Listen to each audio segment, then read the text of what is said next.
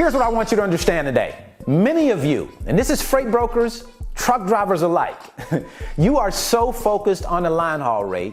The line haul rate gets all of your attention. You have bridles on. You have tunnel vision as it pertains to the line haul rate. And guess what happens? You get the line haul rate. That's where your focus goes. That's what you get. But what you don't get is the fees that come as part of the line haul rate that you should be charging for when you're forming your rate, when you're structuring that rate. And you're not getting paid for the fees that come as a load moves from point A to point B. Well, you might say, why aren't you getting paid for those fees? Well, it's because you're not charging for the fees.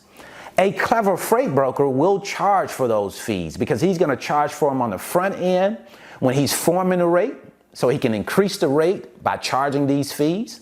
And he's going to charge for the fees on the back end. As the load moves from point A to point B, different infractions occur, so he's going to make those as part of the invoice. So you might say, well, if the freight broker is getting paid, then the truck driver should get paid. No, that's not how it works. You see, the freight broker, if he's getting paid, it's because he is invoicing the shipper. He is charging the shipper for the fees. You aren't charging the freight broker as the truck driver, so you aren't getting paid. So you have to understand the fee structure and make sure you know how to charge for these fees. So here's what I'm going to do for you today. I'm going to break it down for freight brokers who don't understand this and truck drivers. And I'm going to show you two fees that you should be getting paid for that you're probably not. And I'm not talking about the fees that we all know about, like the detention fees and the truck order not used. These will be fees that you probably haven't heard of.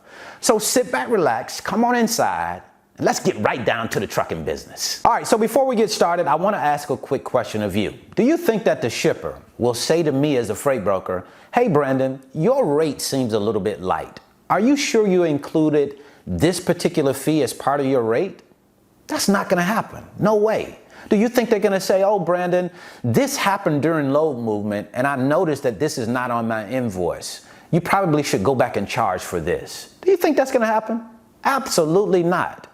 That's why you and I have a responsibility for our businesses to charge for the fees that we should be charging for. If you don't, you're doing yourself and your business a disservice. But don't expect that the freight broker you're working with or the shipper that you're working with will just pay you those fees if you don't charge. Let's get into the first fee that we're going to cover today. So the first fee that we're going to discuss is called a reconsignment fee. Have you ever heard of reconsignment? Here's what happens when you have a reconsignment. Let's say you're working with a shipper and the shipper asks you to pick up a load in Marshville, North Carolina and take it to Appleton, Wisconsin. That's a total of about 1,000 miles. You agree to it, you have a carrier pick up that load. The carrier is on his way with the load, and then the shipper calls you and tells you, hey, Brandon, we need to change the destination for that particular load. Instead of going to Appleton, Wisconsin, we need to now take it to Winona, Wisconsin. Would that be any problems? No, it won't be any problems, but we do have to charge you a fee for reconsignment. Since you're changing the location, we just have to charge a fee and charge you for the additional miles. I've already taken a look at it. It's an additional 104 miles, and it's a $75 reconsignment fee. Now, most carriers will charge you for the additional miles, but they won't charge you the fee for the reconsignment. See, we're going to charge that $75 fee because that's an inconvenience now that we have to change locations. It's going to take more time. So we're going to charge for the additional miles, and we're going to charge a reconsignment fee of $75. Now, I'm not sure how you see that, but $75 to me is a big difference on a load. It's the difference in making $150 and making $225. Now, the previous fee that we just discussed, the reconsignment fee, it deals with the fee that we're going to charge as the load is moving from point A to point B and an occurrence happens. So then we're going to charge a fee because of what took place. Now, the next fee that we're going to discuss, we are going to charge this fee as part of our line haul rate.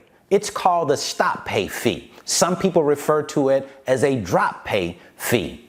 We charge an additional $75 for every drop after the initial drop. So let's just say I had a 1-pick, 5-drop load. So I'm going to charge that shipper for 4 drops because there's 1 pick, 5 drops, After that first drop, there are 4 additional drops, so there's $75 for each additional drop. So that'll be an extra $300 onto my line haul rate. But if you don't know to charge for the additional drops, you'll just charge the line haul rate. It's important to understand how the fee structure works so that you can make sure that you're getting paid. Now, at the beginning of this video, I told you that I would share 2 fees with you, but I decided to share a third with you to give you a bonus because I want you to be on top of your fee game. The fee game is really important. The next fee that we're going to talk about is the layover fee. Here's what happens when a layover occurs. Let's say that we've talked to a shipper and we've quoted that shipper for a 3-day load move. It's going to take us 3 days to get the load moved. Well, when we get to our first appointment, they tell us they can't service the appointment because of short staffing issues, and they're going to have to move our appointment to the next day. Well, we're going to make the shipper aware of that, and then we're going to let them know that we're going to charge a $300 accessorial charge or additional fee for the layover. Now, this is not any surprise to them. They already are aware of what our charges are because within our freight brokerage package, when we set up with that shipper, or within your carrier package, when you set up with that shipper, you'll have one document in there that lists what your charges are, what your additional fee charges are, what your accessorial charges are, and they'll have a little signature block and sign it in agreement to what those charges are. So you want to make sure that you cover yourself and cover your business when it comes down to charging fees. It's all about charging the right fees, getting paid properly so that you can stay in business. That's what I wanted to share with you today. Certainly hope this information has been helpful. I'll leave a link in the description box. It's my 5-video series.